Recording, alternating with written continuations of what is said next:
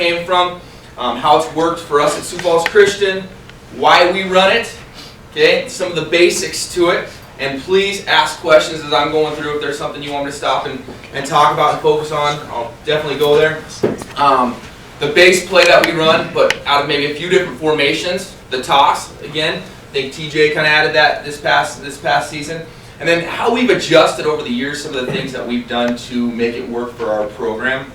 And you know, I'm staying stagnant over long periods of time. Teams are going to start to figure you out, and that's kind of where we were at. We again, it's been 5 years, but from year 1 to year 2, we had to add a few things. From 2 to 3, we had a few things, and we had to constantly work to adjust and make things stay competitive. So a little bit on the history of the offense. We run the true double tight double wing, and I'll show you what that looks like here in a second. Actually, maybe I'll just skip down to that real quick. That's what it looks like. Okay, so we are toe-to-toe splits. We have wing, butt sniff and fullback. We are tight, okay? And so, again, you're going to hear different guys say we run the double wing. This is the version of the double wing that we run, okay? And so, where this offense came from originally was a guy by the name of Don Markham in Southern California. He was at LA Baptist, and in 1987 began running the double wing. He had a coach underneath him a few years prior to that by the name of Coach Caffrey. Coach Caffrey ended up going to Whittier Christian High School. He went to Whittier Christian High School where he was one of the original double wing guys as well, and taught a guy by the name of Phil Bravo. Okay, why am I telling you guys this? Because I want to give this offense a little bit of credibility here. Okay, so Phil Bravo in 1987, along with Don Markham at 2 different schools, ran the double wing, double tight, smash mouth football offense. Okay, Don Markham would go on to set a ton of records in the state of California. In 1994, had 832 points, which was actually a national record at the time, running this double tight, double wing offense, where my parents say, you can't score very much in this offense. It's a ball control offense. No, I've seen a ton of guys score a lot of points. Okay, Phil Bravo was a state champion in the state of California. In 1991, he moved to Colorado, okay, where he won a state championship in Colorado, was a state coach of the year in 2012. Phil Bravo was my dad's best buddy. In college, they went to Sioux Pacific in Southern California together, and so he kept telling my dad, you got to run this offense, you got to run this offense, you got to run this offense. Okay, so in 1988, my dad was running out of I, running it out of some different looks where he had 2 backs in the backfield. It wasn't until 1991 when my father moved up to Northern California, Foothill High School, just under 2,000, and said, I'm going to run this offense. He started at a school with just sophomores, so they had a JV schedule. It was a brand new program. Didn't have a lot of success early on, but again, you have a lot of sophomores who probably hadn't played a lot of football. The next year, he had a bunch of juniors playing against seniors and juniors, and they went 0-10. Okay, had a lot of games that were very close, but didn't have the success that they were hoping for. But again, juniors versus seniors. Okay, the next year, in 1993, they came back and they said, we're going to commit to this offense, we're going to continue to do this. Things are going to be equal, and in 1993, they won their first 10 games, so they went from 0-10 in 92 to 10-0 the next year. Okay, they had the California State 10-game single-season scoring record, which Markham ended up breaking that in 1994, running the same offense. Had some backs that rushed for 455 yards in a game. Had a lot of success. Has anybody ever seen any of the names down here? We just talked about Valentin, Tim Murphy, Hugh Wyatt. Anybody ever seen any of those names before? Okay, these guys all stem somewhere from Don Markham along the way. Jerry Valentin was my father's defensive coordinator. He wrote the book The Toss. If you haven't seen The Toss, this is something that I suggest that you purchase. It's kind of that way you can initially start up the offense. Okay, so he wrote The Toss. He coached with my dad for 10 years as the defensive coordinator. My dad called the offense, so they would travel all over the country doing clinics, doing a number of different things. Murphy would later on go find Valentin and say, how do you run this offense? He ran this at Ignacio Valley, ran it at Clovis West. Now he's at charter school up in Northern California, Clayton Valley. And then Hugh Wyatt coached against Don Markham in Sweden, got beat by 80 points, running the double wing, and said, you know what, I'm going to run this offense. So he kind of branded this offense for himself. Okay. So where am I at? I'm at Sioux Falls Christian right now. I have a 24-21 record as a head coach. Why are you listening to me? Okay, I've never won a state championship. I've never won anything big time. Our our program hasn't had a lot of success, but here's the history behind our program. We came into a school in 2011. Okay, well, 2012, in 2011, 2010, they had not won a game in 2 seasons. They were throwing the heck out of the ball. Their coaches would throw the ball down 40-5, 40-7, you know, not having success. The clock would stop. They keep throwing. Other teams would keep running on them, and they got throttled. The average margin of victory, I think we did it once for 2011, or of losses, was like 48-6. Okay, they got throttled game in, game out. We coached against them at a rival school, and they were always the patsy team on our schedule. So 2010, 2011, they didn't win a game. We came in 2012, our first 7 games, we went 0-7.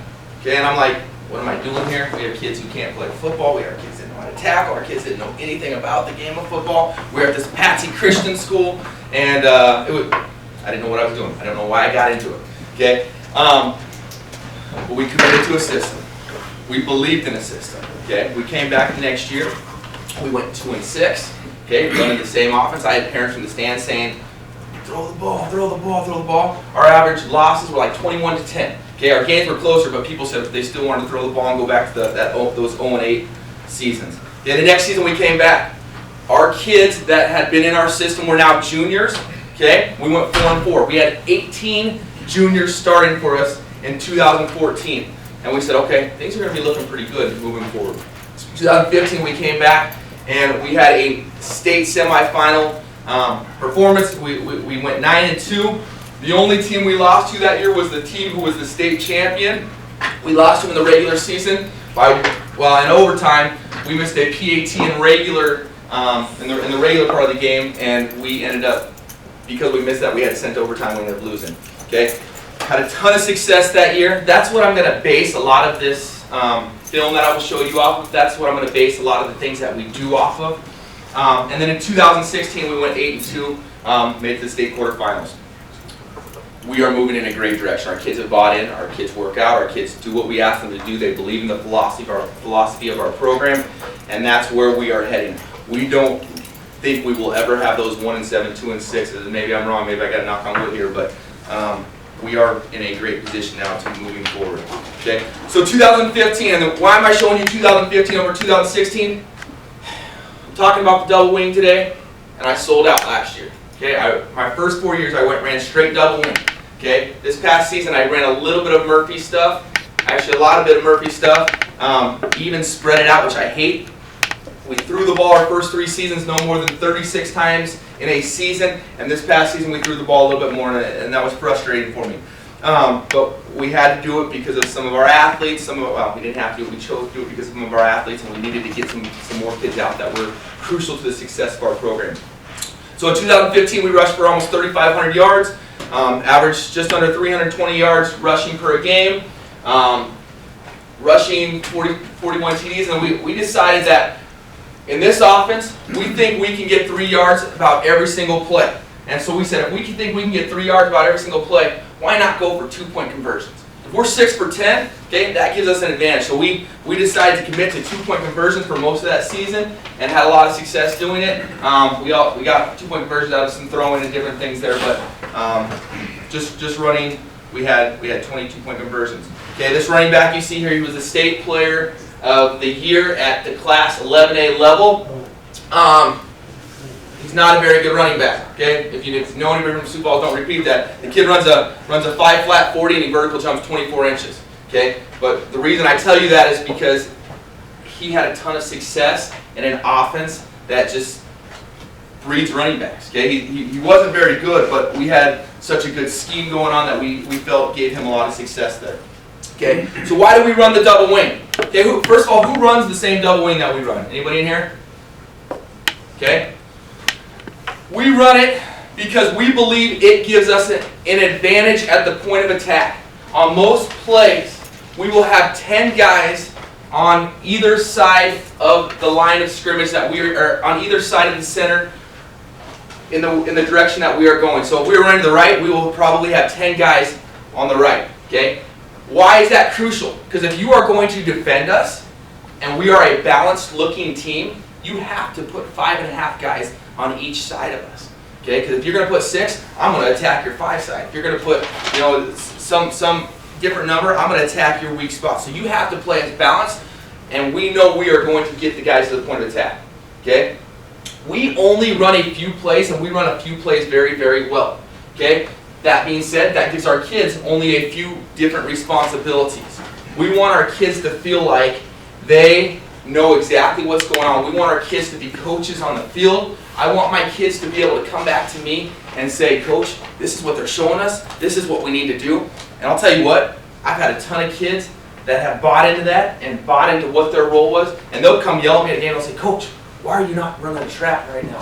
Why are we not running the toss? Why are you doing this? And they're exactly right, because they know exactly what's expected from them and why we do what we do. Okay? We believe in double teams. Okay? If we can have 2 guys on one, we have an advantage. And so if we can put 10 guys on one side, it allows us more opportunities to have double teams. Okay? Gives us a better shot against superior athletes. Okay, again, my running back ran a 5 flat 40 at best. We went against the eventual state champion. We came out and we were beating them 21-7 at the end of the first half. Okay? The reason we were beating them 21-7 is because we had like 40 plays and they had like 15 plays in the first half. Okay, so they came out and we kept their athletes off the field.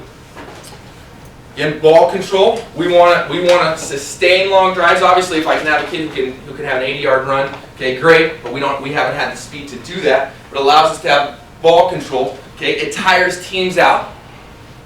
We will be in a lot of different situations where we will be running the football. In the first half, we're getting 3-4 yards a pop, and then all of a sudden I'll get that second half, and those 3 and 4 yards turn into 8, 9, and then all of a sudden we'll bust one. Okay, so we're getting physical, we're getting after teams, we're pounding them. If you have a defensive tackle that is getting double teamed every single play, at some point he's just going to say, Coach, I don't want to deal with this crap anymore, and he's going to back out. Okay, it creates a mentality. Our kids have bought into a system. I can't tell you how many times I'll start trying to get fancy to try to keep my tight ends, whatever wide receivers happy, or my wing backs happy to catch the ball, or my quarterback happy. And I'll finally come up to me and say, Coach, what are you doing? Do what we do. Okay? This is not what our program's about. And I'll be like, you're right. And we'll go back and we'll run the football game. Okay? Eliminates mistakes, because again, in few plays, if I know what I'm doing, we're having a lot of success. And teams have to prepare differently. I don't know if you've ever prepared against a true double wing team, but you don't see that look very often. You might see it once every year, once every 2 years. If you are going against that double wing team and you are trying to replicate it in your scout practice that week, it's a very hard thing to do, to have younger kids, to have inexperienced kids try to run the toss the way you run it, try to get physical with your defense the way you run it. So teams now have to prepare a lot differently for a double wing team. Okay, so I showed you this. Again, we are toe-to-toe. My center sets the tone. He's right here. And then we are having our guards. They're meeting that instep halfway down the foot, and we're working it all the way down the line of scrimmage. Okay? My wing will be in a 1-by-1 relationship. If this is the tight end here, okay, he's angled in. He's touching the tip of his butt, and he's coming down in a 3-point position. Okay, it hides him better. Okay, my fullback's down in a 3-point position behind the quarterback. Same thing with the wing on the other side. Okay, so here's some of the basics. Oh, what? I got a question on your linemen. Do you recommend having your linemen up on a line of scrimmage? Do you recommend them having, like backing off a little bit so their helmet's intersecting the hip? We are tight. We want to get off the ball as quickly as we can. If we are trying to emphasize double teams, we are getting off as quickly as we can, because we want to drive that defensive tackle or whoever we are blocking on the defensive line back 5 yards to back. That's our goal on every single play. If I'm off the ball, that's going to be a lot harder for us. Okay. So we want to create, you want them up. Yes, it's maybe a little bit different than some of the wing T concepts. Yeah. Good question. Basics of the offense for us.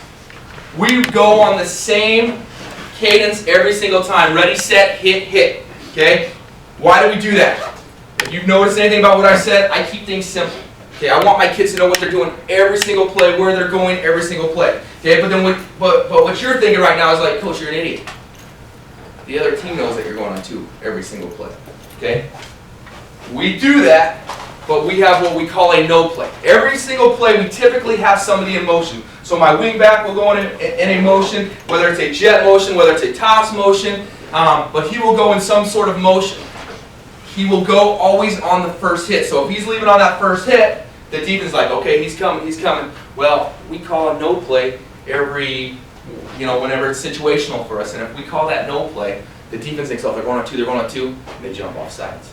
And so it's been a huge advantage. I see teams when I call no play, probably 60% of the time we'll get teams that'll jump off sides on us. So us going on two and then throwing in that no play every once in a while gives us a unique advantage. Yes? I know I'm at the middle school and we Yep. do the same thing. We basically do exactly what TJ does. Mm-hmm. And we go on two, and I think we go on two every time. And then we do the no play, and I think probably 8 times in one game they jumped off. It's fun, huh? It's just like, they don't know what's coming. Well, and it's one of those things that I used to think, okay, it's 3rd and 3, 3rd and 4, and then teams start to prepare for you on that. It's like, it's 1st and 10. I want to use a timeout right now. I have the opportunity. I'm thinking, okay, I want to talk about what they're showing us up front. I'm going to call no play. And then either I get that timeout or either I get that false start and we can, or that offsides and we can start things over. When you guys run your no play, coach, do you guys, so I'm a follower of Phil Bravo, and I do a lot of work with Phil Bravo in Colorado. He'll send his kids in motion and then he'll reset them. Do you guys just send them in motion? Because I know Valentin just kind of said go in motion, if it doesn't work. What we've done usually is we send them all the way across out to essentially a flanker, wide receiver position. Then we also have a play we call on 4 pass, which essentially we're going to snap it on 4. We do the no play, but we do the on 4 pass also. I think we called on 4 pass maybe 5 times this past season. I think we only actually snapped it once though. And then we have our best, fastest, biggest kid, who for us that's our guy. And then he's running down the sideline with, at worst, a corner chasing him as we throw a fade to him. Cool. That's interesting. Yeah, we've never tried that. What we have started to do is we will go ready, set, hit. He'll go in motion. If they don't jump on that hit, he just resets. Okay. And then we will go ready, set, hit, and run it again. So, or I'll call a timeout. This is a philosophy. Again, you got to buy into this offense, and if you're going to run this offense, your kids got to have that mentality. Okay. I tell my kids we are getting 2.5 yards on every single play. My kids know that they do not make a cut, they do not make a move. We are lowering our head. We're getting 2.5. If you get that 2.5 yards, then you can head to the right, you can head to the left, you can juke, you can do whatever you want. But that is our philosophy. Because if you give me 4 downs, which I like to take advantage of 4 downs, okay, we are going to get a first down every single time. Okay, and that's what if you choose to run something like this, that's what I encourage you to preach to your kids. You are getting 2.5 yards every single play. And then that 2.5 turns into 4, and then you might get a 6 there. But that's got to be the philosophy of your offensive lineman. That's got to be the philosophy of your backs. And if you come back to the huddle and you got 1 yard, you're probably not going to be the next running back out there. We pull the backside guard and tackle. I kind of talked about that earlier. Your quarterback has to be a crucial blocker in this offense. He has to be physical. Okay, we aren't setting our offense around our. Again, it's nice when you have a quarterback that can chuck the ball and do a lot of different things, but that's not what we're setting our offense around. I'd rather have a kid that can be a bruiser, that can do a lot of things physically for me, than that can throw a phenomenal ball. Obviously, both are great. In order for this offense to be successful, you got to carry out fakes. We always have our kids doing that for 10 yards. If they don't do it for 10 yards, we run plays over. You're going to watch film today, and you're going to watch some of my backs and be like, coach, you didn't carry out a fake 10 yards. That's on me. I did not coach that well enough at times last year, the year before that. You must coach the way you want your offense to be run. Okay, and this goes, again, with every single thing you do, but I believe I'm so passionate about this with the double wing. Okay, if I want my backs to be good running backs, and to have ball security, and to be physical, and to have fakes, I got to coach that way. Again, I may be younger than some of you guys in this room, but when I was a younger coach or a young coach or whatever, I came out and we played open our first game of the year against a team Northwest, a team that we should have beat. They beat us 12-0. Okay, and we had 3 turnovers inside the 10-yard line, and so I came back, and that next practice on Monday, I had our backs do all this extra running because they fumbled the football. But then looking back on that and looking and reflecting on that, I was the idiot there. I didn't work on our points of pressure. I did not work on ball security in practice. I did not work on those things in my drills. Okay? And so if you want your kids to do something, you have that responsibility as a coach to teach that. And I believe that firmly in the double wing offense. If we're going to have a 20-play drive and I have running backs that are fumbling the ball every single time, okay, then I'm not doing a very good job of putting us in a successful position to win. Okay, so we do in our drills, we try to integrate a couple different things. If we're working on ball security, but I want my running backs to be physical, well, why can't I have a ball security drill where my coaches are trying to hit the ball out of their hands or my players are trying to hit the ball out of their hands, and then all of a sudden we finish off the play with some sort of physicality part of that? Okay, why can't I integrate a bunch of these things together? Okay, we want our linemen to have adequate steps. Okay, and we teach them maybe a little bit differently than some of you guys are used to in here. But again, if I'm down blocking to the left here, okay, I'm taking my step, I'm crossing over, okay. But I teach on a double team, both of my guys. Coach, will you come here for a sec? If you are head up on me, so and I have a double team, this is my other guy right here. We are attacking your inside thigh. I am attacking you here, okay? This guy would be attacking you the same spot. If you want to talk about that later, we can talk about why we do that. Most people are used to inside guy hitting the inside thigh, outside guy hitting where? The outside hip, outside shoulder, wherever, okay? Yeah, I have a lot of philosophies behind that and a lot of different reasons why we do that. If you want to talk about that later, I'd be more than willing to talk about that with you. But we practice the physicality thing, our coaches, every week, and you guys probably do this too. But if I want my kids to be physical, how do I encourage them to be physical? We keep track of pancakes, we keep track of different types of blocks, off the film blocks, just a lot of different things. Okay? Again, if I want my kids to be smart football players, I got to practice against multiple fronts. I don't practice, okay, this is what I think they're going to do. Okay? This is what I think they're going to do, but this is what else they could do. And even this is what I don't think they're going to do, but we still need to prepare for that. Okay? I've got to practice physicality out of my QB every single week. So, I'm going to show you guys some film here in a sec. And the base play that I'm going to start off talking about from 3 different formations. And some of it's going to be pretty, some of it's going to be ugly, and there's a lot of reasons why some of it might be ugly. But out of the double wing, that's our base formation most of the time. I would say probably about 60% of the time we are in double wing. Okay, that's our identity. That's who teams say, okay, oh, you're running against that Charger team. They run the double wing. Other plays we run out there besides the tosses, we run a trap, we run a dive, we run sweeps. We've kind of gone to the reverse, which I will show you that in a little bit. We have a toss pass. That doesn't mean the running back tosses, but it looks like our toss. We pass, we have a scissors, we have a no play, and then I'll show you a couple other different plays that we do out of that as well. We run a few plays, and we run a few plays hopefully pretty well. Okay, so this is what it looks like against some sort of an even front, and this is what we've started to see. We've started to see some sort of 6-2, 4-4 look. Okay, and so again, I always want to have a double team. So we identify who is their outside contain guy. Typically, if they have this end head up, the end's not the outside contain guy. Okay, so we know the outside contain guy probably is this linebacker. I probably should cheat this linebacker up here a little bit. We always identify who that outside contain guy is because that's our guy who we are always going to kick out, typically with our fullback. So then we decide, okay, who's the first guy in the line of scrimmage? Okay, it's that end. Well, if we want to down block with a double team, we pair up our wing back, we pair up our tight end, and they are driving him this direction as far as they can. The goal, if you win the battle in a double team, is to take him and take that linebacker out of the play. Okay, so then I look at who are my next 2 guys on the line of scrimmage. My next 2 guys, okay, would be my tackle and my guard. They're driving this guy and they're driving him all the way off the film if they can. And my coach, my offensive line coach, kind of has a rule of thumb. He says, imagine there's a straight line down here. You want to take the guy across that straight line. My center takes that backside 2 technique. We pull guard, we pull tackle, and now all of a sudden we have everybody taken care of, and I have 2 guys running upfield looking for somebody to kill. And it's been very, very successful for us. My back goes in motion on that first hit, comes around, takes the toss, leads up the hole. Quarterback does a reverse pivot, comes up the hole, he's hitting that corner every single time. Coach, where do you want your wing back catching the football at your toss?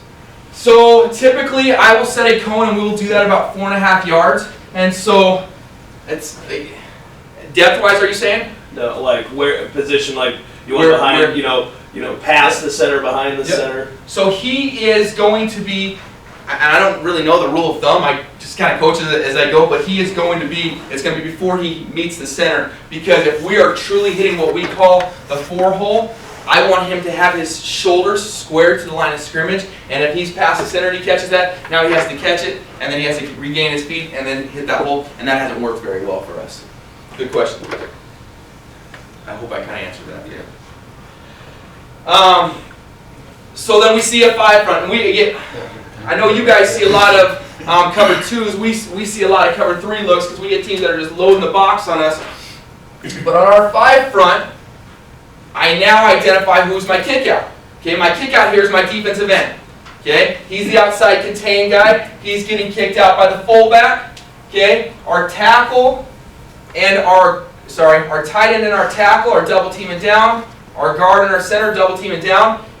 Since I don't have to occupy my wing on an end up here, my wing works down to backer. Same philosophy, same concepts. If you have had the opportunity to watch Murphy, again, Murphy does the shotgun double wing. Murphy's kind of changed, and it's kind of intrigued us a little bit. But Murphy will keep this guy home, okay, because he's usually has that defensive tackle right in front of him. So why not occupy him? And if you have an athletic enough tight end, why not pull your athletic tight end, bring him around? So it kind of depends on what your personnel. If you have a big fatty here, okay, you probably don't want your big fatty pulling all the way through and every single play. You're probably wasting a guy. So I'll show you how we have run this, and I had issues with my presentation. So usually I like to click on a play, be able to rewind it, fast forward. I can't do that right now. It's kind of just scrolling through. So if you want to go back and see something, this is a little bit choppy here.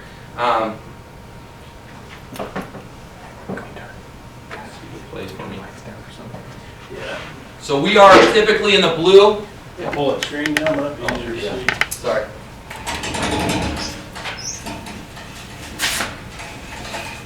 We're in the blue, and we have the privilege of playing on the University of Sioux Falls football field, so we get a press box, we get everything. It's kind of a nice facility.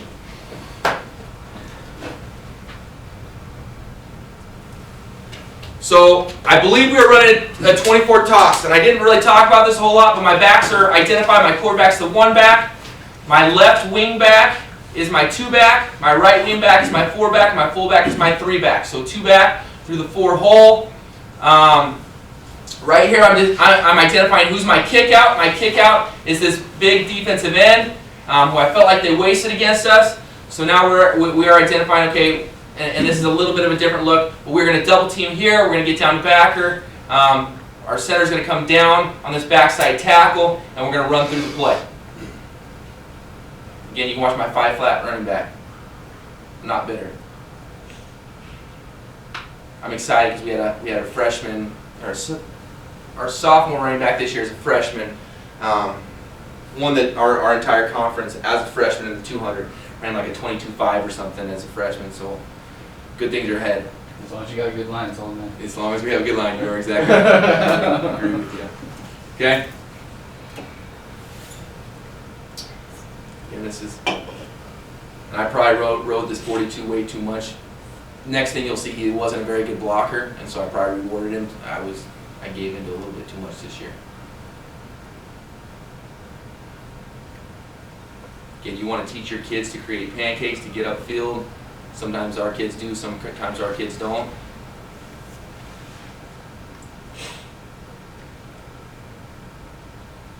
But again, you'll see these kids get caught all the time by linemen. Yeah, but when you got holes to drive through like that, Yeah. you can't complain.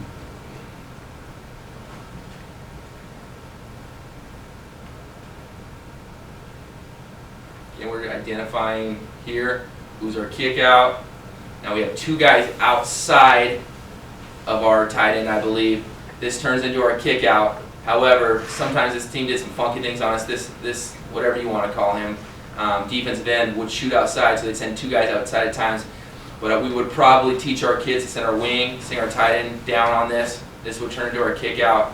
We work ourselves down the line of scrimmage there.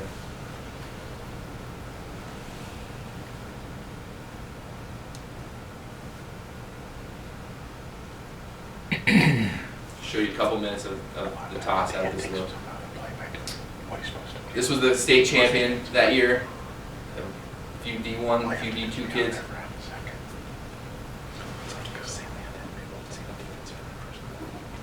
So that's where the toss happens, if that answers your question at all. He's usually getting the ball somewhere around here.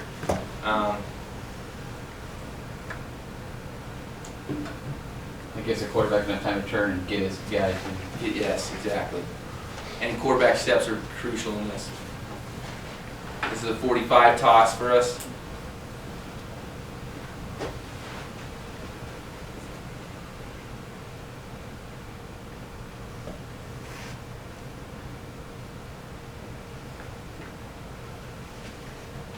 Up more here and then we'll move on to the next look.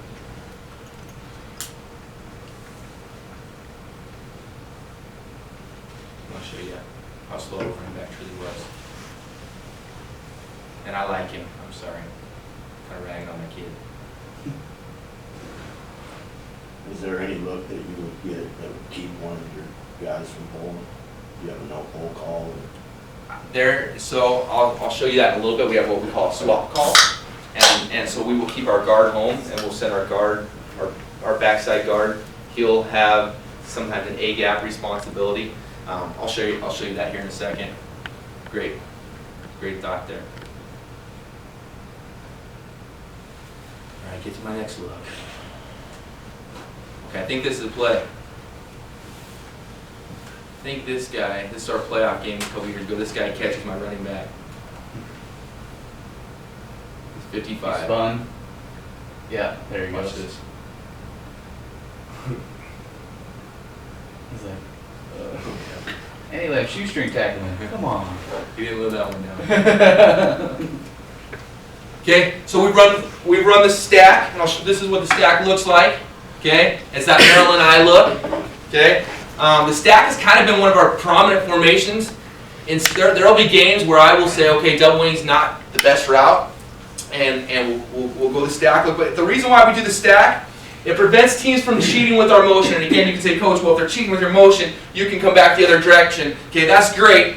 But there's been teams that have schemed us up pretty well and eliminates the opportunity to come back. And so now, if we run stack, if you're going to cheat one way, then you may guess half the time correct, you may guess wrong, and so we feel like it gives us an advantage. Okay, evens us out against teams with too much lateral speed.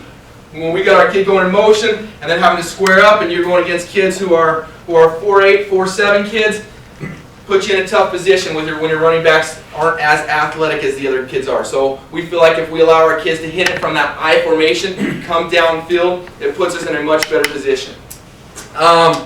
And then we most likely don't need to swap against an odd, and I'll kind of show you what I mean by a swap. Other plays that we do is we do a toss sweep, we do a dive, we do a trap pass, we've run some different screens where we've had success.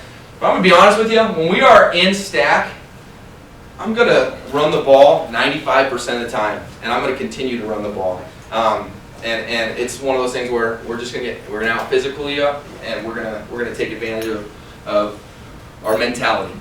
So here's how the stack looks. Again, we're doubling down, okay? We're deciding who our kick out is. Oh, I'm sorry, I need to show you this from a better angle. We're deciding who our kick out is. Our kick out's the end here, okay? Instead of having this wing back lined up here to come get the backer, now he's hitting it from a head-on angle, coming up field. I'm pulling backside guard, I'm pulling backside tackle, and boom, we are just heading to daylight as quickly as we can. Now here's where things get a little bit different. Maybe this answers your question here. Okay? I got to decide who is the outside contain guy. And I'm treating it right here that this guy is the outside contain guy. Okay, so now we're doubling this end. Well, I can't double this end, right? Because I usually have a wing here. We want to drive him this side of the center. So what we created, and I got this from Bravo, so I'm not taking any credit from this. But what we created was a swap block. Because I'm like, Bravo, how do I run stack if I'm seeing 6s and 2s? So it's 6 for me is a head up on the tight end. So how do I run that? Because that's a great formation for us. Okay? And he said, well, now you can do what we call swap block. So it looks like we're sending him outside this direction. We're actually taught to drive him upfield. Okay? So now we have a double team here. Again, taught to drive him upfield. My center is responsible for A gap. Okay? And so for strong side A gap, typically he's responsible for that nose or that weak side A gap. Now he's going this direction. We said we're going to keep our backside guard home, and we're going to pull that backside tackle all the way through. Okay? So now it eliminates one puller for us, but we feel like it gives us more of an advantage on that play side if we want to be able to run stack out of that. Coach, is this a call that's made in the huddle once you see it, or are they making it at the line? Typically, the teams that we play against usually don't do many adjustments during the game. If I have confidence in my kids to make that call, if they want to say swap, I'll let them say swap at the line of scrimmage. It's kind of a week by week thing, who we're playing, team by team thing. But no, this has been crucial for us. And I'll tell you what, if you run the double wing, these are the same concepts. And I have running backs that say, I like to hit this out of I. When I was a running back and I had the opportunity to run this, I like to run it out of the I look or the stack look. Is that like a triple I? Is that considered like a triple I too, or is it just a little different? Well, and I say I. This is like a Maryland I or yeah. I call it, so we actually do have a true I look. Okay. I call this stack. Okay. Yes. What are your steps for the farthest back? I know, assuming that's a 3. Yep. Well, and It says I actually, 24, so- this is how I call it. I should have wrote that down for you. This is my 2 back. This is my 4 back. My 2 back's the guy that typically gets the ball. So you're asking my 2 back, okay? And essentially, we like to eliminate false steps. Okay, so he's here. If I'm running this direction, I'm stepping with my play side forward, crossing over, and coming down. I haven't focused on that as much as I probably should. The back that I actually really focus with here is I focus with this middle guy, because he's so focused on staying out of that fullback's way that he often slows things down so that fullback gets out of there. So then now he can see his vision. But then as he's coming over, the quarterback turns around, and I've had a number of times where it just hits off of his butt. So he really has to focus, like the fullback does, on that crossover step and getting the heck out of there so he can lead up through the hole. Does he take a stutter step at all out of so he can get out first and then the guy? Does this guy? Yes. No, he's crossing over right away. So he's here. And going. My butt is huge here. I'm getting out, and then I'm leading up the hole. Okay. Does that make sense? Yeah. And then the other guy goes. The other guy's in front of him, so kicking that out. Things that we've seen that have been issues for us, we'll see an end outside here, and then we'll see this outside back. So let's say this guy is outside, we'll see the outside backer walked up here. Well, we have issues with these guys coming along the edge, scraping off, because we usually think, oh, that's not an issue. And so we'll call it kick look, and on our kick look, the fullback kicks out, and then the 4-back kicks out, and then my guard and tackle, or guard, depending on what we're seeing, will lead up through the hole. Questions anymore? Okay. I'll show you a couple here. I thought we ran stack a lot more last year. We didn't have as much success as I did as I started pulling out plays. This is what our stack looks like. The first few aren't very great views. But if it's 4th and 1, 4th and 2, I'm usually calling stack toss because I want my running back leaning forward. I don't have a lot of big plays out of this. It's not meant for it.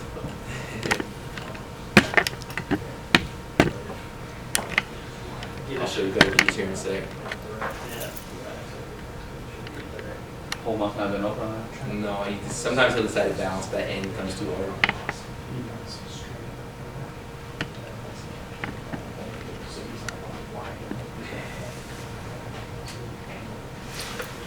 What's the depth on your deep guys? It's 7? I'll let you decide. If you have a quick kid, I maybe put him at 8. If you have somebody that's not as fast, maybe 7. I kind of let my backs, we talk things through, we identify timing, and then we, usually 7, usually heels at 7, but if I have a fast kid, I might say 8, which I never do. Not that I'm complaining still. Coach, you talked about your 5-second running back and all that, and it doesn't matter as long as you have the line or the block. What if you don't have have you had the blessing of having a big quality line? What if you don't have that line? That's the reason we run this offense, is that we are double teaming. So if I don't have the line, then I have two guys going on one. My two guys can't beat your one guy, and we don't deserve to be on the football field. So that's kind of what we've preached. You've got to be able to win a double team. You're not going to win a lot of single teams if you're undermatched, but if you are undermatched, you should be able to win a double team. I would say our line's been undermatched for the last 2 years. Yeah. We're never bigger than the other team. And that's why you can't run this offense, because you have two guys going versus one. Well, the down blocks help too. I mean, our starting varsity center last year bench pressed 135 pounds. Yes, He manhandled a 6'3" kid against one of the toughest teams we play all night. I agree. Down block him every play. And yes. Get to the next look here. Okay.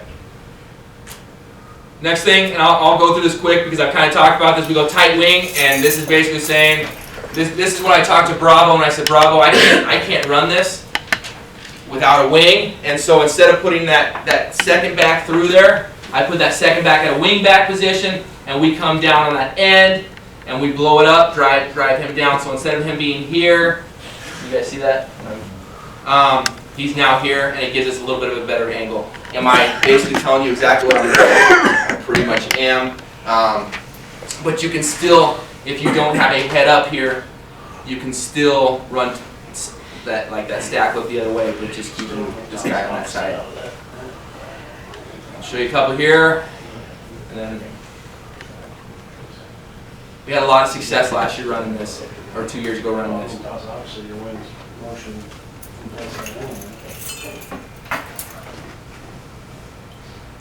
And the nice thing about that is you don't change.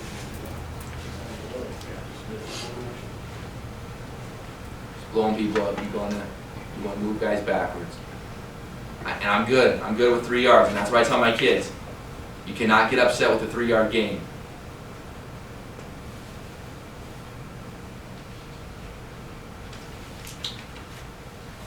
Kind of like a modified power eye, you know?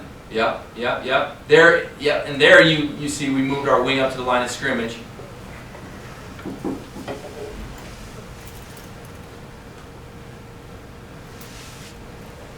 Okay.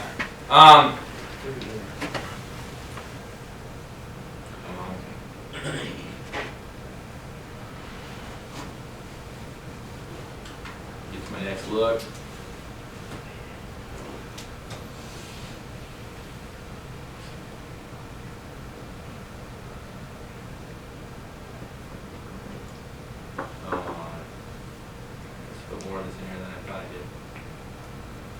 You guys run much for the reverse? Or you guys run the cross toss? We do, well, I guess it depends on your terminology. We do cross toss or double handoff where it's an inside handoff. Yep. And then partway through the season, we put in actually an outside handoff of what we call our reverse. And then if we do the outside handoff from wing to wing, our fullback is logging on the backside. Because what we had is anytime we would motion and go away, those backside corner, backside defensive end, they're flying across, seeing if they can catch us from behind. So we had trouble getting inside those guys sometimes, so we knew obviously we could get outside. If we can't get inside of them, we knew we could get outside of them. And that was pretty successful for us at the right moment. Okay. We just run the inside reverse. And just for us, it keeps people, we feel like home. Sorry, this is kind of sloppy. It's a little bit tight on this film. Against an odd front, again, same rules, play side. So if I'm calling 24 reverse, this back is going to go in motion, and this kind of looks like our sweep look, okay? Because our plays are all married together. They all kind of look like that. Our toss plays are our sweep type plays. But he's going in motion here, okay? Getting the handoff, coming back this direction. Well, we decide, okay, who's our outside contain? This is our outside contain. Instead of him being kicked out by who do we typically kick him out by? Fullback. Now we are kicking him out with I don't think I drew this up there very well. Yeah, I drew it down there. We are now kicking him out with our guard. Our tackle is stepping up. Our fullback is stepping up as well to stay out of the way of this guy, and they are getting shoulder to shoulder. Okay, our tackle is looking inside, our fullback is looking outside, and pretty much the rules stay the same then. A defensive end ever kill your quarterback? Because your quarterback's going to be the first guy out here, isn't he? So my quarter, how we run it, Is he tossing and leading? he's actually he's handing it off, and I actually just have him running outside of the play. I'm not letting him be as Maybe physical in the influence that play. end a little bit? Yes, exactly, and that's really helped him to stay home for that. Where we have a few different issues is we have a little bit of issues if we see a head up, a guy trying to create contact here, and he's creating contact and set. We will not have a double team because this guy's out of play, and I'm saying tight end, you just need to occupy that guy, you need to drive him downfield, and if this is a stud defensive end, then I probably won't run reverse that way. I'll just show you a couple here because I want to show you some of the passing things that we begin to integrate a little bit. Again, this is an odd front, so we are seeing an easy kick out. I'm not sure which way we're running. I think we're running this way. So that's going to be our kick. Coming up field.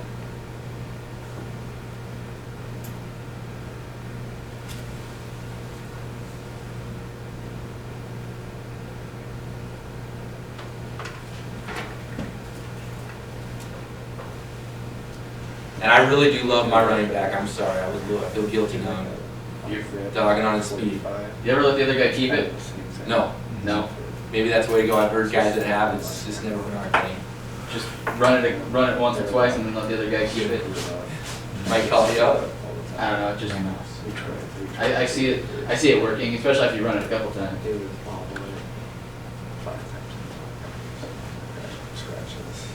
Go ahead and go one.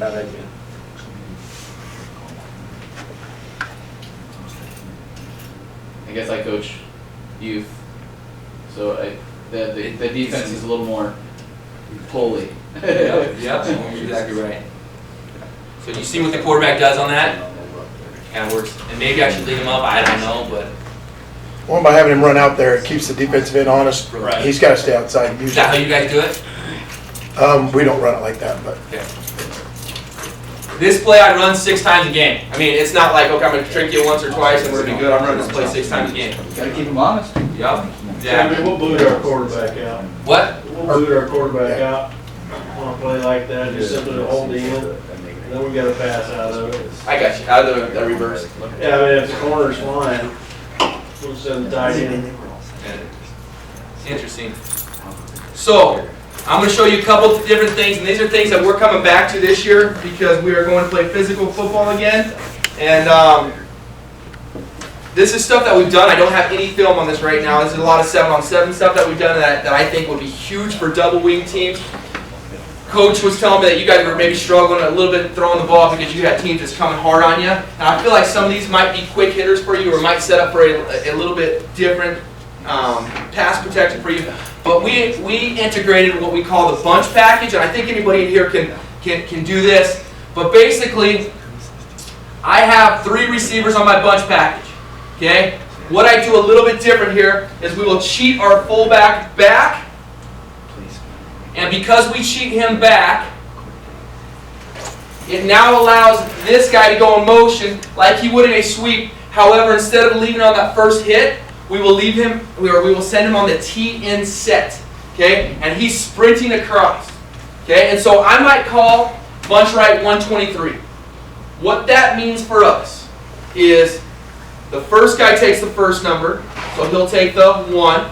The second guy takes the second number, he'll take the 2. The third guy takes the third number, he'll take the 3. This is a cover 3 beater for us.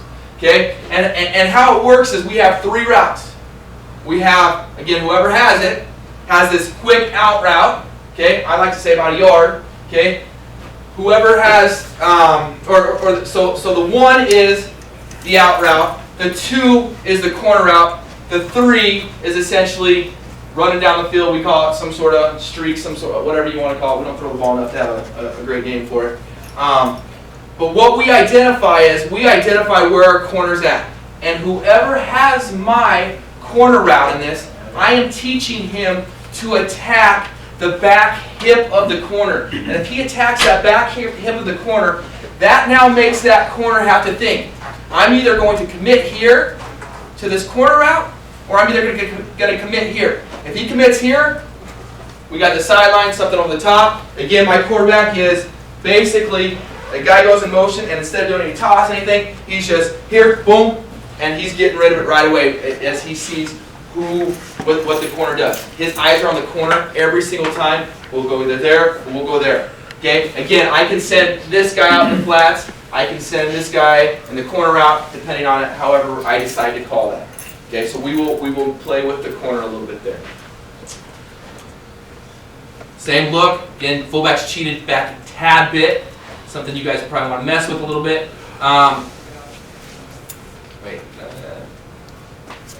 Okay? You can probably work this against the cover 2. We don't use this a lot against the cover 2. Uh-oh. Check the plug up in the wall.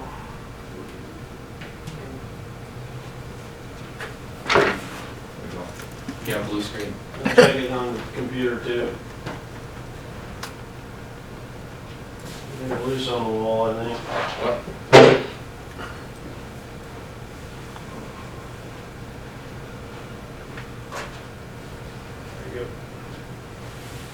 Okay, so you can play this with the cover 2. Obviously the corner has the flats, so I will teach whoever has my deep route to attack the inside of that safety again. Not working the inside here because we don't want this safety to come over to the play. We're going to attack the inside of the safety on our side. That freezes that safety up. Now if that safety flows, we aren't over here to have a safety take care of us. So now we have a wide open play right down the field. So again, my quarterback, this is maybe a little bit of a slower play because we are trying to attack the safety rather than the corner. Okay, but I'm here. I'm reading that safety right away. That safety goes to the corner out. Then I throw back here. If he goes here, then I throw the corner out. And then we added this, and this worked for us in our playoff game a couple years ago, and I didn't put it on here. But essentially we have double wing 24 verts. I had never run this before, but essentially I have my 2-back going in toss motion, like a 24 toss. My quarterback, instead of faking the actual toss, my quarterback opens up, puts the ball in his gut, pulls it back, looks upfield. Again, against the cover 2, I want to teach my wingback to get really wide. I want to teach my tight end to attack just on the inside of that safety to make that safety either commit here, commit there, and then if for some reason this guy's flowing, our goal is to keep this backside safety home. Okay, but if he starts flowing, then we might look back in that direction. Okay, run it another way. I would love to see this get to cover 3. I would teach my 2 streaks up the field here, my 2 tight ends. You want to split that safety as wide as you can, make that safety make a decision, and you should be able to hit that right away. That worked for us pretty well later in the season a couple years ago. But I think that's all I have. Oh, I guess one more thing. Okay, what I've learned. Okay, take what the defense gives you, and I believe that from the bottom of my heart. If you're going to run this offense, and you run it how you want to run, I really want to. If it's a week, I really want to run a reverse, but the reverse isn't there. Yeah, I'm an idiot for just trying to run it just to run it. There's been games where I'll go against teams and they'll say, okay, they don't attack the A gap very well, and so they'll give me 2-3, so outside shade of my guards, and I will say, all right, QB, we're gonna sneak it. We'll sneak it 5 times in a row if we have to, and we'll go ready, set, hit. My quarterback pulled up. We'll get upfield, and then all of a sudden you see these tackles come down tight, and we can come back to the toss. Take what the defense gives you. Don't do what you want to do. Do what you're supposed to do inside the scheme. Okay? Run the no play. Again, I started running it at 1st and 10. I run it on 3rd and 3. Okay? It keeps teams honest. Be patient. It might be a first half where things are tight, but I've seen so many times where we just start opening up in the second half because people start getting worn down. Create that identity. If you want to be known as a physical football team, be a physical football team. Okay? Teach your kids to have that mentality. Have your kids come back to the huddle saying, we want to double team this guy, we want to go here, we want to do this. And then focus on the little things. That's one thing that we've taken. My defensive coordinator, at our school, we don't have guys starting, we have guys starting both sides of the ball, and so we just really focus on detail and getting good at a few things very, very well. That's all I have. If you have questions, now. If you have questions later, I'm around here. But thank you for your time on that.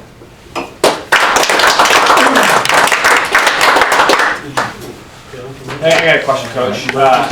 Which hand, on your lineman, which hand do you put down